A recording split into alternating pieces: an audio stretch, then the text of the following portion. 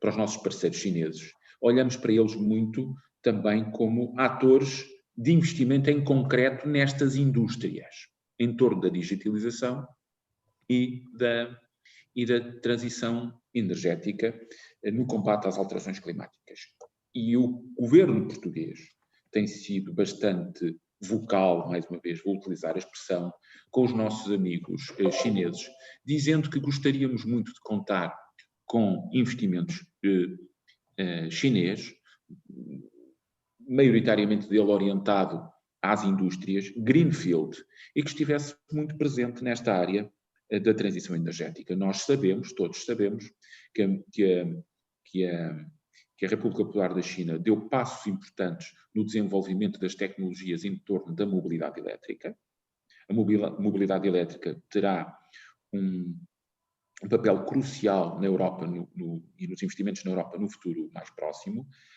Nós sabemos que não só tecnologias em torno das células de lítio, mas também investimentos no quadro das baterias, é algo que o governo português persegue e que tem apresentado de forma repetida às autoridades chinesas como uma área prioritária de investimento no nosso país, porque sempre compreendemos que aquilo que Portugal tem de reservas de lítio e da possibilidade de ter conversão de lítio necessita de uma integração de atividades downstream ajusante que façam com que Portugal possa reter mais valor dessa cadeia de valor. E, portanto, esses investimentos seriam sempre e serão sempre bem-vindos, assim como são sempre bem-vindos os investimentos na digitalização e no desenvolvimento de uma economia mais digital. Mas devo dizer que Portugal olha para a China, naquilo que são os novos investimentos, como um parceiro, mas também como um parceiro que gostaríamos de ver cada vez mais nos investimentos industriais, nos investimentos greenfield e naquela que é uma prioridade central que tem a ver com a mobilidade elétrica e com a transição energética para uma mobilidade mais sustentável. Devo dizer também que quero agradecer, e temos sempre que agradecer, à República Popular da China a enorme parceria e a enorme vontade de ajudar durante os momentos mais agudos da pandemia.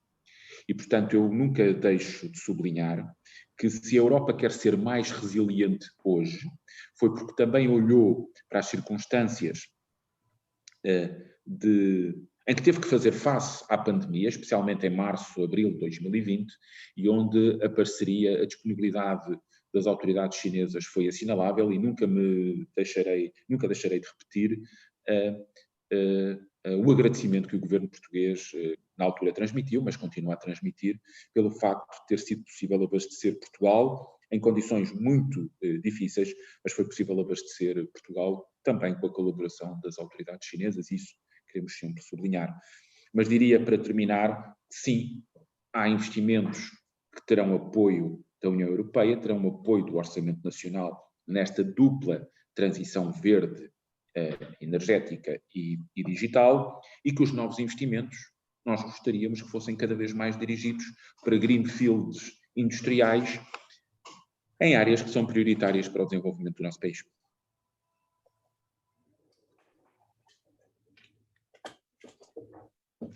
Muito bem.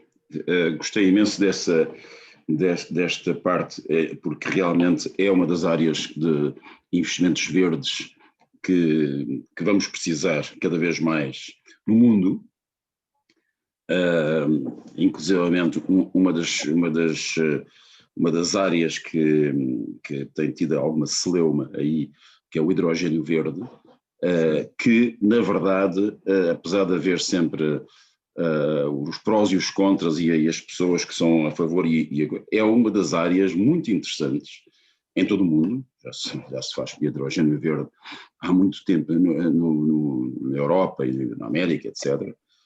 Nós já estamos a chegar tarde nessa área, mas é uma das áreas que vai precisar de muito investimento, porque de qualquer maneira são sempre investimentos a longo prazo, e no investimento verde e depois na indústria, porque a indústria vai ser um bocado diferente no futuro, já não poderá ser poluente, etc. Mas, portanto, isso são agora. Mas nestes novos investimentos chineses, só voltando a este tema, fala-se aí nos jornais que banca seria uma das áreas em que os chineses poderiam estar interessados, dado que os bancos em Portugal têm estado um bocado em baixo, aliás com a crise ainda pior, e que poderá ser uma área de algum interesse para a China. Não tenho a certeza do lado de lá que isso seja uma área que eles estejam mais interessados, mas gostava de saber a sua opinião. Aliás, eu tenho... O negócio bancário na Europa é um negócio que tem uma supervisão e uma regulação ao nível europeu. Nós temos 4 bancos que são diretamente supervisionados pelo Banco Central Europeu, se não me falha a memória, a Caixa, o Milênio BCP, o próprio Novo Banco e o BPI, que neste caso o novo BPI já no quadro do grupo La Caixa, que aliás agora é um grupo ainda maior pela fusão entre o La Caixa e o Bankia em Espanha. E progressivamente o negócio bancário tem-se transformado num negócio de margens particularmente baixas, com necessidades muito significativas de capital para manter os rácios necessários, os rácios prudenciais necessários, e é um negócio que numa Europa de baixas taxas de juros e com uma inflação muitíssimo baixa, se tornou um negócio particularmente difícil e um negócio com rentabilidades particularmente difíceis. Aliás, a rentabilidade da banca europeia, até comparando com a banca de outras regiões do globo, é uma rentabilidade particularmente baixa. E isso tem vindo a gerar inevitavelmente movimentos de fusão e movimentos de aumento de escala, que são movimentos típicos para aumentar a rendibilidade e a eficiência numa indústria que precisa de mais concentração para ter mais rendibilidade. É no fundo como se estivéssemos a transformar a banca numa enorme utility, e portanto isso é um elemento muito característico dos movimentos que temos tido na banca europeia. E evidentemente que o aumento da regulação e da supervisão como resposta no essencial à crise que tivemos em 2008 e 2009, tornou a banca europeia num negócio que, para ser interessante, é acima de tudo um negócio de dimensão. E eu não posso dizer, não o diria de forma cautelar, que as autoridades europeias têm sido indutoras de fusões e de aquisições e de aumento de escala de algumas operações, mas devo dizer que a tendência é evidente e que nesta área o small is beautiful, pelo menos na banca a retalho de maior dimensão, estamos longe dessa frase, aparentemente estamos a voltar a ter banca de maior dimensão. Eu recordo-me que tivemos uma longa discussão aqui há 10 anos para saber se o too big to fail era a aposta ideal, que falava-se muito da estrutura da banca norte-americana mais fragmentada e que, portanto, talvez isso fosse a forma mais adequada de gerirmos o risco do sistema bancário. Mas pronto, eu não quero regressar a essa conversa. O que eu acho é que é um negócio em que, com os atores europeus que temos neste momento, acima de tudo, o interesse que um ator externo teria era, evidentemente, ter ativos em euros e ter ativos protegidos em euros dentro da Europa, quando a moeda de referência desses ativos é, evidentemente, o euro. E isso é um elemento importante. E pode ser um elemento importante para um ator como a China. Eu, como secretário de Estado da Internacionalização, diria que onde eu gostava de ver mais capital estrangeiro seria no desenvolvimento de negócios, que aparentemente são negócios com rentabilidades superiores, com ciclos de vida ainda menos maduros, vamos pôr a questão aqui pela negativa, menos maduros, com rentabilidades expectáveis superiores e onde é preciso ter parceiros com capital e com disponibilidade para estar nesses atores. A China já está no sistema bancário português, já temos atores chineses no sistema bancário português e no setor segurador, como bem sabemos, foram muito bem-vindos num momento particularmente difícil para a nossa economia, mas eu diria que preferiria sempre, como secretário de Estado da Internacionalização, em ter atores industriais a desenvolver greenfield em setores onde nós precisamos de capital. Portugal é um país de uma enorme escassez de capital. Eu já tenho dito isto nos últimos anos, ainda há pouco tempo disse-o, e houve um colunista num jornal português que o disse também a semana passada, e eu vi-me particularmente, olhei para aquilo como de facto uma realidade do país. Portugal não tem muitos capitalistas e tem poucos capitalistas, e os capitalistas que têm são capitalistas com pouco dinheiro, quando olhamos a escala do mundo e a escala da Europa. Somos uma economia que permanece com índices de endividamento particularmente elevados, e onde esta crise pandémica não veio ajudar ao caminho que tínhamos feito de decréscimo progressivo do nível de endividamento face ao PIB que tínhamos tido nos últimos anos. Nós precisamos de capital estrangeiro e precisamos de colocar capital estrangeiro nas atividades que são centrais para o nosso futuro e, evidentemente, investimentos na transição digital e na transição energética são muito, muito bem-vindos. E penso que, acima de tudo, são negócios também exportáveis. Eu penso que as parcerias luso-chinesas em torno de negócios nas energias renováveis, nas infraestruturas fundamentais do setor do ambiente, e falo particularmente nos resíduos, nas águas e no saneamento, em setores centrais para a captação de carbono. Evidentemente nós temos floresta, mas, por exemplo, em África e na América Latina, as questões de ordenamento florestal também são questões que se colocam. São negócios centrais para o futuro do mundo e onde eu penso que essas parcerias faziam sentido e estariam mais próximas, eu diria, que do interesse comum entre Portugal e a República Popular da China. Até numa lógica de cooperação triangular em mercados não comunitários. Muito bem, completamente de acordo.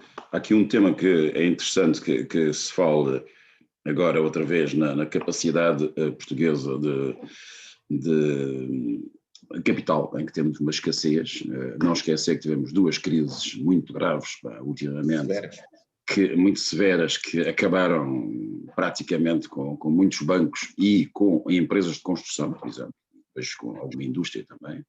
Isto é um problema complicado porque quando há crises nós não temos, digamos, uma almofada financeira.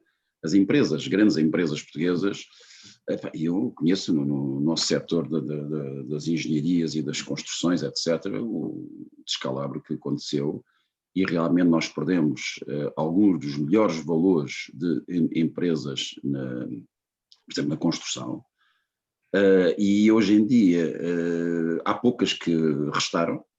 A Mota-Engil, inclusive, fez esta parceria agora com a CCC, China Communications Construction Group, que é uma boa parceria. Aliás, eu conheço muito bem essa empresa, até o homem que assinou o contrato é um grande amigo meu, mas o que vai dar realmente uma grande força à empresa em alguns países em que eles já estavam, especialmente em África e na América Latina, mas que poderão atacar projetos mais ambiciosos, porque realmente os chineses conseguem fazer um financiamento às suas empresas. Atenção, não é ao projeto em si, é às suas empresas chinesas, porque pagam em renminbis e recebem dólares, não é? De qualquer maneira, há essa vantagem.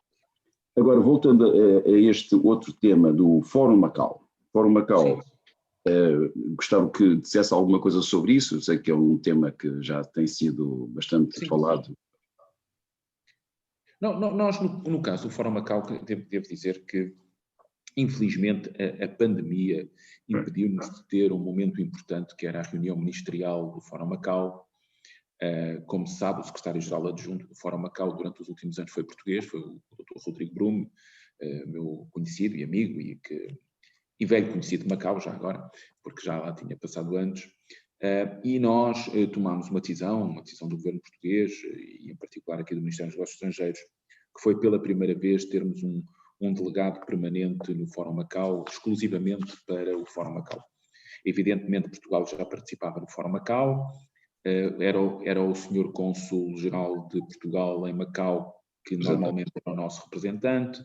a partir de 2015 ou 2016, em particular com o embaixador Vítor Sereno, quando foi cônsul-geral em Macau, foi o delegado, na altura delegada da AICEP, que passou a acompanhar de forma mais próxima o Fórum Macau, e já comigo aqui, em 2017, 2018, penso que já foi em 2018, nós decidimos colocar uma pessoa exclusivamente no Fórum Macau, um português como delegado português no Fórum Macau. É uma senhora que passou a acompanhar, nós depois, entretanto, fizemos uma nomeação e uma designação para outro delegado da AICEP, neste caso uma senhora, para outra delegada da AICEP em Macau. O objetivo foi sempre valorizar o Fórum Macau como um espaço de cooperação entre a República Popular da China, Portugal e os países de língua portuguesa. Foi dar um sinal claro que o acordo de cooperação triangular é um aspecto que o governo português considerava como positivo e que deve gerar novas oportunidades para as empresas portuguesas e naturalmente chinesas, mas que encontra em Macau uma plataforma privilegiada de diálogo, e que grande parte daquela identidade única de Macau, identidade no sentido de elemento distintivo de Macau no espectro da República Popular da China, está muito ligada a esta capacidade de ser um local de encontro da língua portuguesa e um local de encontro também dos negócios em língua portuguesa com a China. O governo português tem tido uma diplomacia ativa no que diz respeito à valorização do Fórum Macau, mas não é uma diplomacia ativa no estrito sentido de acharmos que tudo corre bem. E isso eu gostava de sublinhar. Nós valorizamos muito o Fórum Macau e achamos que nesta ministerial do Fórum Macau nós devemos ser relativamente ambiciosos no que diz respeito ao futuro do Fórum Macau. Nós achamos que é possível fazer mais, é possível fazer melhor. Os passos dados foram, a avaliação global que fazemos é positiva, como eu disse, mas o Fórum Macau pode ser mais valorizado como plataforma de encontro entre empresas portuguesas e empresas chinesas para fazer investimento concreto em África, em particular em África, mas também no Brasil, com os nossos amigos brasileiros. Eu próprio tive a oportunidade de visitar em Pequim os responsáveis pela gestão do fundo China PLP, que aliás agora tem sede em Macau, aliás, decisões que foram tomadas na sequência da visita do Sr. Primeiro-Ministro em 2016 a Pequim e a Macau, mas dizendo-lhes precisamente isso, dizendo-lhes que nós temos que ter mais projetos que evidentemente tenham rendibilidade, que sejam mais projetos que sejam valorizados pelas populações locais e pelos governos locais, mas que é possível fazer mais. E, portanto, nós não temos perante o Fórum Macau, não temos tido perante o Fórum Macau uma atitude passiva, ou política ou diplomaticamente passiva. Ela tem sido muito ativa e nós esperamos e contamos, mais uma vez, dizê-lo, na reunião, na Comissão Mista Bilateral, que se tudo correr bem terá lugar em Lisboa este ano, presidida do nosso lado, pelo lado português, pelo Sr. Ministro de Estado e dos Negócios Estrangeiros, e do lado de Macau, evidentemente, pelo chefe do Executivo da Região Administrativa Especial de Macau, mas dizendo que o Fórum Macau pode fazer mais e que nós queremos que o Fórum Macau faça mais. Porque também consideramos que, desde o ponto de vista político, ele é também um instrumento da afirmação de Macau como um espaço especial, diferente, no quadro da República Popular da China. Isso dá um poder especial e realmente Macau é considerado, primeiro, uma terra pequenina, mas para já é riquíssima, como sabe. Mesmo, já me contaram que mesmo agora com a pandemia os casinos já estão em break-even, que acho que fantástico. Sim. Eles têm algumas províncias que podem ir para lá, para Macau, mas Macau continua fechado em relação a outras coisas, não se pode ir para qualquer outro lado. É um dos grandes problemas que nós temos, é a ligação. Nós temos pessoas aqui em Lisboa que vieram de Macau no verão e não conseguiram regressar ainda. Pois é, a mobilidade tem sido um dos nossos elementos de grande preocupação. Quer dizer, ainda esta semana, hoje mesmo, antes desta reunião, tive foi-me suscitada uma questão que já vinha do fim da semana passada sobre a mobilidade de investidores chineses para vir para Portugal. E isso é recorrente, mas estamos a viver momentos muito complicados. Complicados. A mobilidade é um elemento de disseminação.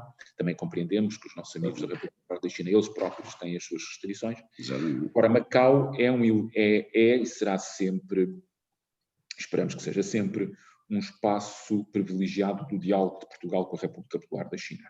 É evidente que o diálogo Estado a Estado faz-se entre governos, evidentemente entre o governo com sede em Lisboa e com o governo com sede em Pequim, mas Macau será sempre e é sempre um espaço privilegiado, porque devo dizê-lo que tem sido até hoje exemplar desde o ponto de vista do cumprimento dos acordos firmados a quando do handover de Macau e da passagem da administração portuguesa para a administração chinesa. E essa exemplaridade no cumprimento desses acordos do handover de Macau são algo que Portugal, mas em particular a República Popular da China, também tem para mostrar ao mundo. E esse é um elemento muito positivo, que passa, evidentemente, por quem visita Macau, perceber o respeito que há pela língua portuguesa, até pela toponímia portuguesa que permanece em grande medida, e pela forma como a comunidade portuguesa, mas em particular macaense, muitos que nasceram no território, mas nasceram no território ainda durante a administração portuguesa, têm vindo a desenvolver as suas atividades sociais, económicas, entre outras. E, portanto, isso é um elemento muito positivo. E não foi por acaso, e eu devo dizer que não foi mesmo por acaso, que a minha primeira visita como secretário de Estado, a minha primeira visita fora do perímetro da União Europeia foi a Macau. E foi a Macau, particularmente, para dar uma ilustração da importância que nós continuamos a dar na Ásia, não só a relação com a República Popular da China, mas como continuamos a considerar Macau um elemento distintivo que fortalece, evidentemente, a relação político-diplomática entre Portugal e a República Popular da China. Muito bem. Não, tem toda a razão. Olha, como temos aqui mais algumas perguntas com algum peso, gostava de saber aqui em relação, saltava para esta dos Estados Unidos com a China, se as crescentes tensões entre os Estados Unidos e a China podem significar uma oportunidade ou não para Portugal poder fazer alguma coisa. Não, eu na primeira nota que dei sobre os investimentos, aflorei aflorei a ideia de que o espaço multilateral é muito importante para resolvermos problemas conjuntos e problemas que são globais. E entre os problemas globais não estão apenas aqueles que dizem respeito à transição climática ou à transição energética e ao combate às alterações climáticas. Está também, evidentemente, o espaço comercial. E a União Europeia, por exemplo, ainda há muito pouco tempo, conseguiu fechar um acordo de investimento com a República Popular da China, ainda durante a presidência alemã, aquela que precedeu a presidência portuguesa. Compreendemos que os Estados Unidos da América, nosso sócio de sempre e parceiro de sempre, em particular em diferentes domínios, mas evidentemente nos domínios da defesa, foi um parceiro e é um parceiro muito importante. A história do século XX ilustrou a importância dos Estados Unidos na defesa da Europa e na defesa de um conjunto de valores na Europa que nunca nos podemos esquecer, mas compreendemos que há algum regresso dos Estados Unidos à agenda multilateral. E esse regresso dos Estados Unidos à agenda multilateral só pode ser vista de uma forma muito positiva. Aliás, deixe-me dizer, não é nenhuma inconfidência se disser que no diálogo com as autoridades de Pequim, encontramos nos últimos anos, antes da presidência Biden, encontramos um discurso, em muitos aspectos, bastante mais próximo daquele que faz a União Europeia e Portugal do que propriamente encontrávamos, às vezes, em Washington, apesar de toda a proximidade e parceria e partilha de instrumentos tão importantes como a NATO. Agora, é evidente que este regresso dos Estados Unidos, que é um regresso ao Acordo de Paris em primeira instância, mas que também foi um forte empurrão para desbloquearmos o impasse que vivíamos na Organização Mundial do Comércio, é um regresso bem-vindo, mas que encontrará no espaço multilateral um espaço de discussão onde a China, e a República Popular da China, é um parceiro incontornável. E nós sabemos que a política internacional, não só a política internacional, mas também a política internacional, é feita de defesa de interesses e de defesa de interesses que muitas vezes são conflituais. Mas acreditamos que aquilo que Portugal considera como um pilar fundamental da sua política externa, que é a defesa do multilateralismo, é o espaço indicado para que essas grandes potências possam encontrar caminhos comuns. E esses caminhos comuns são importantes para termos um mundo melhor e para termos um mundo em que se possa criar riqueza de forma mais sustentável. Portugal pode ter um papel decisivo. Eu acho que Portugal tem um passaporte muito poderoso que foi construído ao longo de décadas pela sua política externa e pela forma como olhamos os problemas no mundo. Não é por acaso que o secretário-geral das Nações Unidas é português. Ele é português pela sua personalidade, pelo seu currículo, mas também porque Portugal sempre foi um ator internacional que procurou consensos, sem nunca sair dos seus valores fundamentais. Portugal nunca saiu da defesa dos direitos humanos como uma dimensão importante da política internacional, e sempre considerou que, sem prejuízo de terem perspectivas diferentes de diversos atores, que não devíamos bloquear a discussão, não devíamos bloquear a negociação, ficando cerceados à discussão apenas com aqueles que pensam como nós, porque se apenas discutirmos com aqueles que pensam como nós, vamos construindo bloqueios sucessivos que não permitem construir soluções. Temos defendido isso não só na agenda climática, temos defendido isso também na agenda do comércio internacional e do investimento. E, portanto, achamos que podemos ter, no quadro da União Europeia, um papel importante, não construindo muros impossíveis ou muros que impedem, devo dizer, a negociação e a conversa entre os vários blocos. Nós não podemos deixar que a política internacional seja feita de muros que não permitem o diálogo entre os diferentes potências e, em particular, os diferentes atores globais. Também achamos que o mundo pode ser mais multipolar. Esta ideia de que o mundo se faz entre a República Popular da China e os Estados Unidos da América não nos parece muito saudável. Há outros atores, a União Europeia em primeira instância, mas também a Índia, mas também os nossos amigos dos antípodas, a Austrália e a Nova Zelândia, são outros mercados e outros atores que devem chegar, que devem ter um relacionamento político e comercial com a União Europeia mais próximo. A Indonésia e todo o Extremo Oriente têm um conjunto de atores, evidentemente o Japão, a Tailândia, a própria Malásia, o Vietnã, são outros atores que têm vindo a chegar-se até nós, até a União Europeia, o Mercosul, os países da Aliança do Pacífico, e a ideia de um mundo mais multipolar é uma ideia mais próxima da nossa perspectiva, em que em torno do multilateralismo nós conseguimos construir melhores soluções. E esse é um elemento que nos parece importante para construirmos um mundo melhor, que no fundo é para isso que trabalhamos todos os dias. Muito bem. Eu acho realmente que a visão multipolar é fundamental e às vezes vê-se alguns países, como os Estados Unidos, durante os últimos 4 anos, em que achava que eles é que eram o centro do mundo e o resto tinham que seguir essa filosofia e no matter what. Bom, portanto, em relação a esta relação com a China e também nesta recuperação económica que agora está a acontecer dos dois lados, não é? Tanto na Europa como na China, é interessante ver onde é que nós podemos aproveitar algumas das nossas características para entrar em alguns desses nichos de mercado e quais são os apoios que o governo poderá dar nessas relações comerciais. Eu devo dizer que nesta área é uma área que temos acompanhado muito. A primeira questão que quero sublinhar é uma manifestação de alguma insatisfação, mas uma insatisfação positiva. O que é uma insatisfação positiva? É dizer-lhes que acho que Portugal pode ser um fornecedor mais importante da República Popular da China. Não podemos comparar a dimensão das duas economias. A República Popular da China hoje, o espaço mais populoso do mundo, o país mais populoso do mundo. A Índia acompanha de perto, mas a China permanece como o mais populoso do mundo.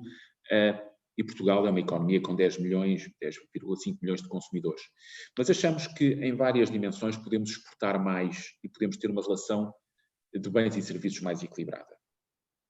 E nessa relação nós fizemos algumas coisas. Primeiro, desde o ponto de vista político-diplomático, temos sempre procurado colaborar com as autoridades chinesas no sentido de Portugal participar nos eventos que a China promove como eventos importantes de relação com o mundo. A nossa participação na Feira de Importação e Exportação da China em Xangai, que aliás a nossa primeira participação foi uma participação na sequência de um pedido explícito das autoridades de Pequim, mas também do interesse, evidentemente, temos em participar, estende-se a outras participações antigas e muito recorrentes em torno da Feira de Macau, que é uma feira importante também desde o ponto de vista político, não apenas comercial, devo sublinhar, mas também com uma presença mais forte em Cantão, onde Portugal abriu um consulado, eu diria a reboque, positivamente a reboque da vontade da AICEP abrir uma delegação em Cantão, evidentemente Xangai e Pequim, e onde nós precisamos de começar a usar melhor este conjunto de instrumentos e de relacionamentos, não só as câmaras de comércio, a Câmara de Comércio em particular, naturalmente que estamos convosco, mas também a participação ativa de empresas portuguesas em negócios na China, com investimento direto na China, onde eu devo dar destaque, naturalmente, aos investimentos que a Superboc tem feito, à parceria que a EDP tem naturalmente com os seus acionistas, que é investimentos importantes, mas também no setor automóvel, onde empresas como a TMG ou a Pedra Natural, empresas como a Fieldstone, têm operações que eu não quero deixar de sublinhar. Muitas vezes as pessoas pensam que só temos investimento chinês em Portugal, nós já temos investimento português na República Popular da China também. Queremos relançar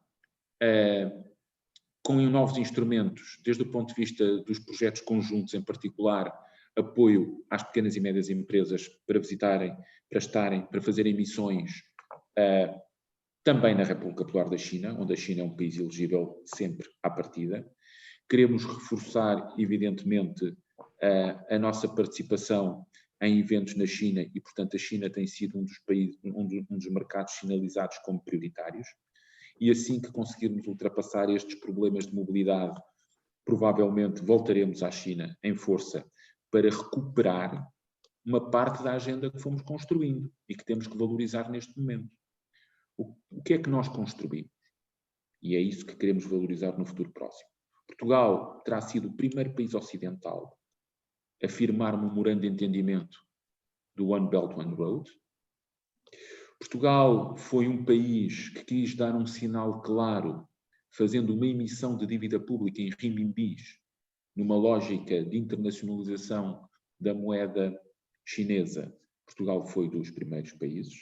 Nós fizemos um enorme esforço, bem sei que a vida agora está mais complicada nesse setor, mas fizemos um enorme esforço com o Turismo Portugal para ter uma ligação aérea direta entre Lisboa e Pequim, compreendendo a importância para os negócios que têm as ligações diretas entre Portugal e Pequim, mas entre Portugal, em particular Lisboa e as capitais, e neste caso a capital Pequim. Nós tivemos visitas de alto nível, nós tivemos o nosso Presidente da República em Pequim, participando na segunda conferência OBOR ao mais alto nível. Aliás, secundando, de alguma forma, se é possível dizê-lo, no caso do chefe de Estado, a visita de 2016 do Sr. Primeiro-Ministro. Nós tivemos a visita do Xi Jinping a Portugal. E essas foram sempre dimensões. A valorização da língua portuguesa na China foi algo que para nós foi muito importante, assim como a do Instituto Confúcio em Portugal. Esta proximidade é uma proximidade que queremos manter e que queremos reforçar no futuro próximo, também apoiando as empresas desde o ponto de vista dos seus investimentos na área da promoção externa. Sempre sinalizamos em Macau e em Pequim que estaríamos sempre disponíveis para constituir um fundo comum de apoio ao investimento em terceiros países. E utilizando quer o nosso fundo de fundos para a internacionalização, quer o fundo China PLP. E que pudesse ser um instrumento que, ainda que pequeno, pudesse ser a base para que empresas portuguesas e chinesas investissem em conjunto em alguns mercados, em setores onde claramente temos vantagens. Numa lógica de parceria, o que significa que esses investimentos, sim, é importante que sejam em países PLP, mas que temos que ter a possibilidade de abrir outros mercados. Na América, sim, na América Latina, sim, mas não apenas no Brasil. Em África, sim, mas não apenas com PLPs, mas também em outras regiões onde, objetivamente, a República Popular da China hoje tem alguma vantagem face à presença portuguesa e que é normal, dada a dimensão do próprio país. A recuperação económica portuguesa passa muito por recuperarmos exportações. Eu já sei que sou secretário de Estado de Internacionalização e que posso ter aqui algum viés na análise, mas o país tem que regressar rapidamente aos 44% de exportações que teve em 2019 e em que ultrapassámos pela primeira vez os 90 mil milhões de euros de exportações. Nós fizemos 93,5 mil milhões de euros em 2019 e o ano passado fizemos 74 mil milhões. Temos 20 mil milhões, assim, de forma grosseira, para recuperar rapidamente. O turismo tem um peso importante, a redução nos bens foi menos significativa, mas temos que recuperar e precisamos de recuperar a partir de uma dinâmica exportadora importante. E por isso a colaboração com a China e a colaboração com a República Popular da China nessa dimensão é para manter e para reforçar. Muito bem. Temos aqui algumas perguntas da nossa assistência, dos nossos participantes. Força. E queríamos ver se conseguimos respostas telegráficas. Uma já se falou na nova rota da seda, aliás, houve um adiamento da tal conferência da rota da seda. A ligação, os projetos, é um tema aqui interessante, que é a China está à espera que haja propostas de projetos pelos PLPs, com Portugal também, que possam colaborar entre os dois lados. E a terceira pergunta que eu tenho aqui, uma já falámos, que é a cooperação com a China em África, já acontece, mas a terceira pergunta era se algum dia vai acontecer uma ligação ferroviária Lisboa-Pequim. Eu tenho a impressão que já existe, já veio um transporte de mercadorias que veio de Pequim ou de algum lado da China até cá, até Portugal, demora muito tempo, mas isso vai depender muito mais do lado de lá, porque eles têm muito mais quilómetros do lado de lá para fazer, mas eles estão, até ao centro da Europa, estão a fazer alguma coisa. E depois nós mesmo no período mais agudo da pandemia, em que houve, como se sabe, enorme incerteza nos abastecimentos, foram estudadas soluções terrestres por via ferroviária, mas que evidentemente são soluções terrestres por via ferroviária, que utilizando o Transsiberiano e chegando até ao centro da Europa, onde a mercadoria tem que trocar de comboio, se me permitem, para vir até Lisboa. Mas hoje essa ligação é possível, com interrupções, com mudanças, mas é possível fazê-la via terrestre.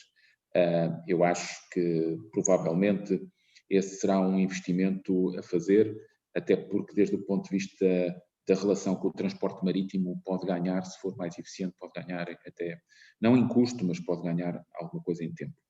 A relação com a China à espera de projetos nos PLP, nós temos que compreender que aquilo que se procura é uma relação equilibrada de desenvolvimento com os PLP, com uma participação trilateral China-Portugal, países de língua portuguesa.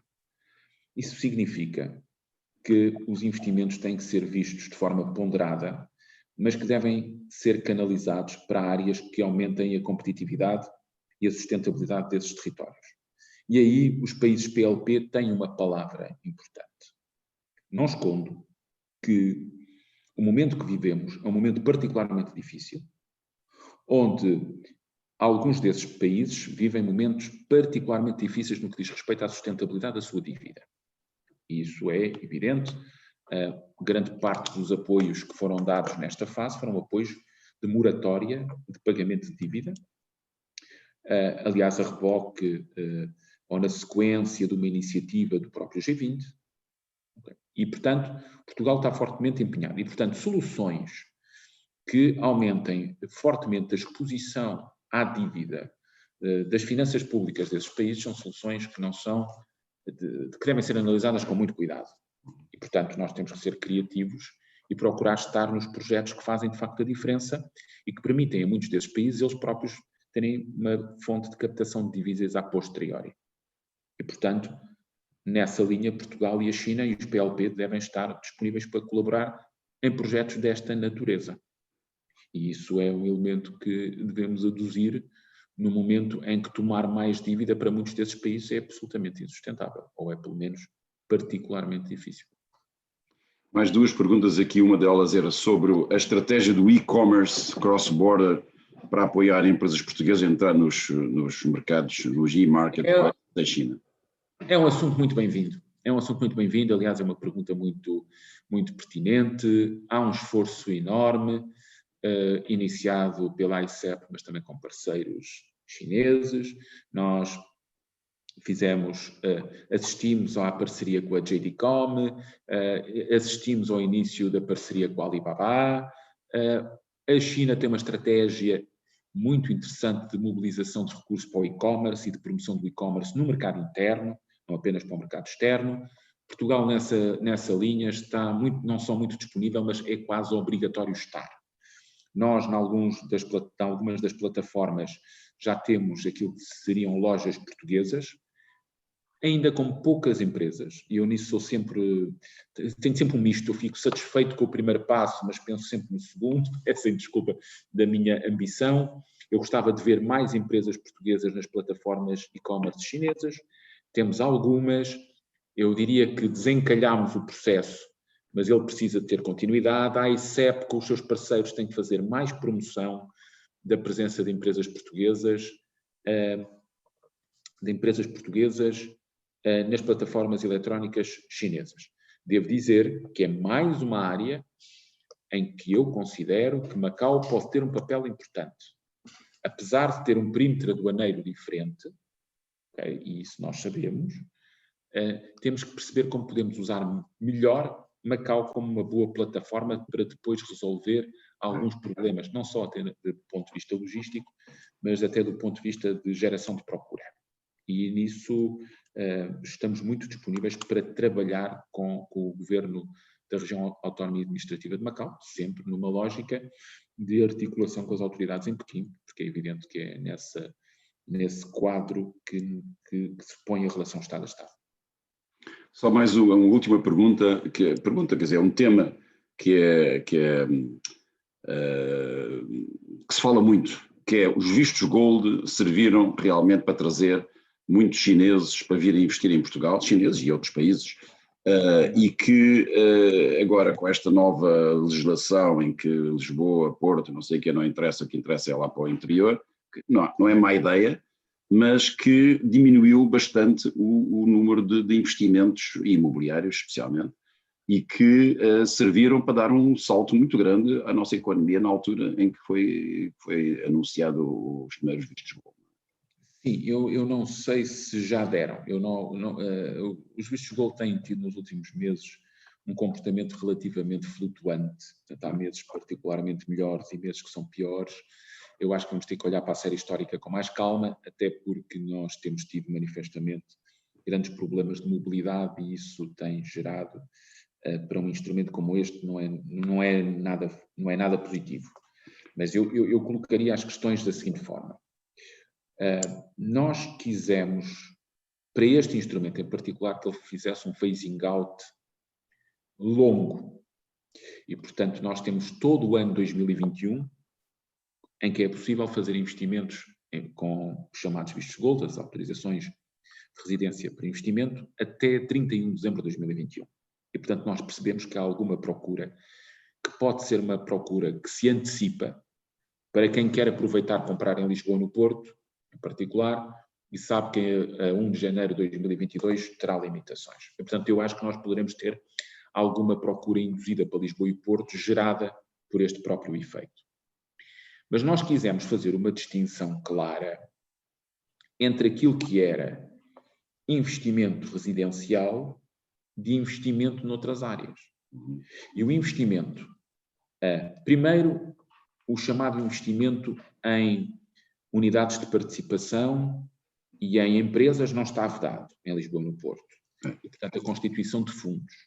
E, portanto, a partir daí nós também encontramos para os fundos imobiliários uma porta importante de investimento e, portanto, os operadores de mercado são bastante mais rápidos do que o próprio governo a encontrar soluções, permitam-me esta pequena deixa, e, portanto, poderão ter alternativas mais complexas, mais estruturadas, mas que são possíveis. Segundo, quisemos deixar o turismo e o office space de fora. E Lisboa e o Porto voltarão a ser, nós acreditamos, excelentes territórios para investimento imobiliário em setores no turismo e no office space. Lisboa tem sido, Lisboa e Porto, no Porto também devo sublinhar, têm sido territórios que, com escassez de office space, apesar de toda a digitalização, eu mesmo durante a pandemia, Portugal tem captado enormes investimentos para centros de engenharia, centros de desenvolvimento de software e centros e shared service centers, centros de serviços partilhados, que são muito consumidores de office space, e o turismo, evidentemente, como eu dizia. Portanto, e aí não há limitações, nem em Lisboa nem em Porto. Onde há limitações é naquilo que é apenas residencial. 100% residencial. E, portanto, nós, aquilo que sabemos, e é um residencial, perdoem-me, aqueles que nos ouvem e conhecem bem o território nacional, eu diria, por exemplo, que Coruche é elegível. Eu não sou de Coruche, nem tenho qualquer especial interesse em Coruche, mas eu diria que Santarém é elegível. Eu diria que Sines e mais a sul, no Alentejo, no Ribatejo, Castelo Branco é elegível. E eu percebo que há esta vontade de investir em Lisboa e no Porto, mas também percebo que há uma parte substantiva do país que olha para este tipo de investimentos como uma oportunidade de requalificação do seu território e que não está tão longe assim de Lisboa e que para um chinês, devo dizer, não está mesmo longe de Lisboa, porque a dimensão do território é muito próximo e que permite e que vai permitir continuamente termos investimento. Eu percebo que nós não estamos sozinhos neste negócio. Este negócio é um negócio que tem investimentos concorrenciais, mesmo dentro da União Europeia, mas nós vamos ter que ser capazes de fazer isso, de gerar novas formas de transacionar aquilo que num determinado momento foi muito importante para a economia portuguesa. E que nos permite, com as políticas certas, valorizar o património que temos em Portugal. Segundo, pode permitir aquilo que eu não me cansarei de dizer, que é a oportunidade de investimentos de segunda derivada. O instrumento, e que nós avaliamos mal, já agora é uma autocrítica, e que nós avaliamos mal, é evidente que o instrumento está muito vocacionado, até pela sua simplicidade, para fazer um investimento no imobiliário. É muito mais fácil comprar um apartamento em Lisboa do que constituir uma empresa que cria 10 postos de trabalho. Ou seja, se olharmos para os custos de transação, eles são muito mais baixos em comprar uma casa, que é um negócio simples, do que constituir uma unidade produtiva. Agora, não deixa de ser verdade que muitas vezes nós temos investimentos originais de um investidor que compra uma casa, compra um apartamento, compra um edifício em Lisboa ou em Cascais, mas que depois gera, com o contacto que esse investidor tem com o país, novas oportunidades que ele invista noutras áreas. Exatamente. E esses investimentos de segunda derivada, muito pouco acompanhados por nós, apesar da minha insistência, acho que nós devíamos acompanhar melhor esses investidores, porque está ali uma base de potencial investimento direto estrangeiro que temos que aproveitar como investimentos de segunda derivada. E nós ainda somos capazes de ilustrar pouco isso. Eu já tenho 2 ou 3 casos que sempre que identifico, não chineses, até tenho de investidores com origem no Egito, que começaram, por exemplo, por comprar uma casa, mas depois investiram diretamente em unidades produtivas e têm atividades económicas em Portugal. E aí, esses investimentos de segunda derivada, muitas vezes só são possíveis porque inicialmente houve um investimento imobiliário. E isso muitas vezes nós não somos capazes de medir como investimento de segunda derivada, apesar de eu já o ter dito várias vezes no Parlamento, parece que convence poucas pessoas. Caríssimo Secretário de Estado, Eurico, amigo, gostei imenso, pá, foi muito interessante estar convosco. esta nossa conversa, pá, muito obrigado e então até à próxima. Até à próxima, é um gosto e um cumprimento a todos que estiveram connosco. Foi um gosto. Muito obrigado a todos também.